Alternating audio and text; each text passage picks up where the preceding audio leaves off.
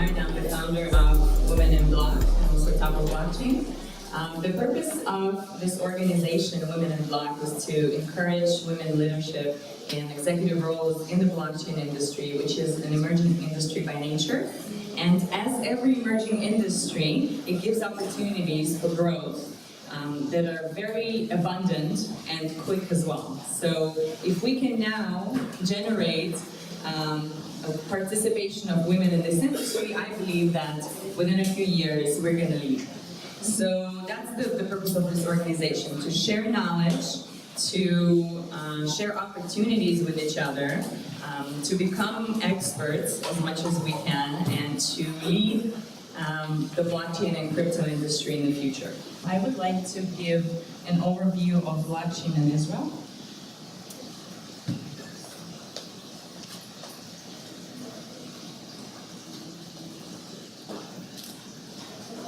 All right, so can someone here tell me, what is the point of innovation? Any ideas? Why do we innovate? Upgrading society. Upgrade society. Okay, anyone else? Decentralization, so that's the point of blockchain innovation, right? Innovation in general. Why do we do it? Why do we have startups? To create something new. To create something new. It's part of the human DNA to innovate. Because we evolve, right? We want to change things. Maybe we have some problems we need to solve, right? Right? We pick up a stick, make fire, right? So basically, we innovate because we want to make the world a better place. We want to make life better for ourselves.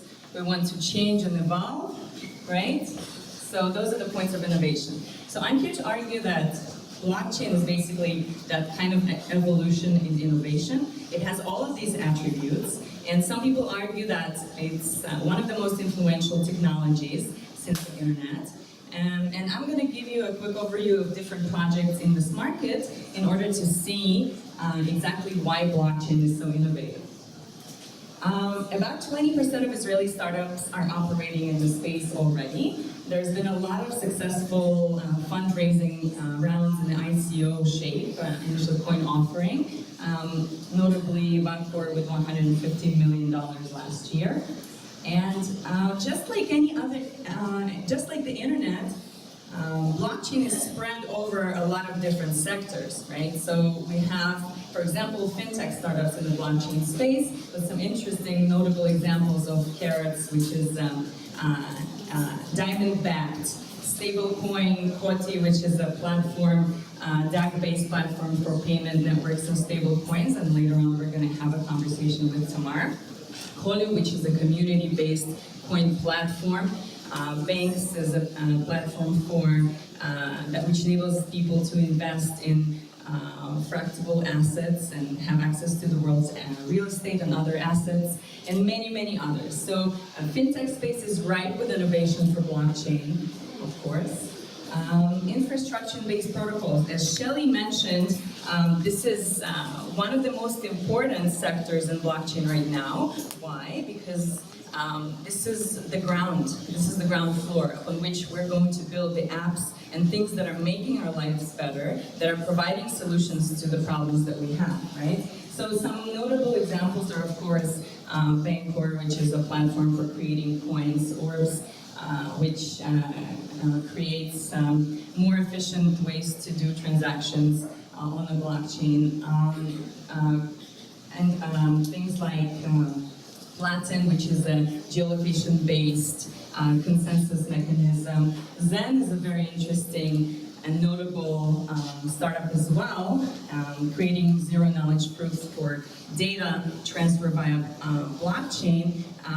Even Vitalik Buterin of Ethereum mentioned that they're looking into their zero-knowledge proof algorithms. So Zen is really an interesting case. IOLite provides a solution for professionals and coders to create smart contracts with just using their natural language. So a smart contract is a very interesting blockchain concept in which you can operate any sort of an agreement or any sort of a business relationship automatically when certain conditions are met. So I foresee in the near future to have a lot of applications in this space.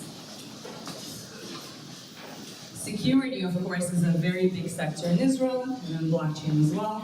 So several companies here are Kirobo, which provides a solution for crypto keys to prevent them from being stolen or lost by creating a sub-wallet. So that's a very interesting solution.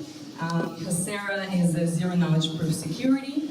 Let's see what else. In the supply chain, today we have a presentation from Dana from Olam, which is an open source supply chain network which provides transparency into the supply chain ecosystems. In the space of this media, telecom, and travel, an interesting example is Vegan Nation, which is close to my heart, being vegan.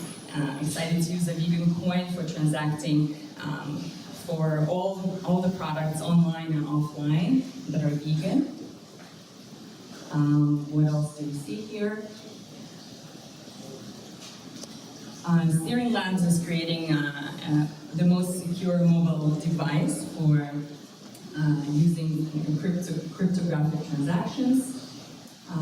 Clan Play is an interesting gaming application providing monetization for gaming, for games and apps. Dynetics is a DNA on the blockchain, placing DNA and encrypting DNA information on the blockchain and creating a marketplace around it. Proofwork is an interesting medical data encryption and transfer startup. WeMark is a good example of use blockchain and copyright for sharing images and purchasing images online.